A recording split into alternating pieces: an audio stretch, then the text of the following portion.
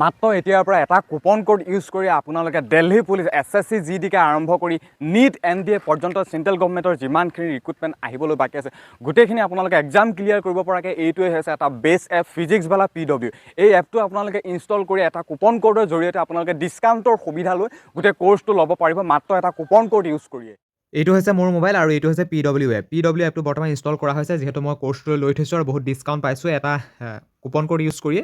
আৰু আপোনালোকে এপটো লগইন বা ৰেজিষ্ট্ৰেশ্যন কৰাৰ পিছত আপোনালোকৰ সন্মুখত আহিব study offline batches test PW store এনেকুৱা সন্মুখত আহি যাব। এতিয়া যিহেতু আপোনালোকে কোৰ্চটো ল'ব বিচাৰিছে বেটছত একে শেষৰ তলৰ মাজতো ক্লিক কৰিব বেটছ। ক্লিক কৰাৰ পিছতে ওপৰত দেখা পাব SSC অল কোৰ্চ এভেইলেবল 44টা কোৰ্চ বৰ্তমান এভেইলেবল হৈ আছে। অনলাইন অফলাইন গোটেইখিনি এভেইলেবল হৈ আছে।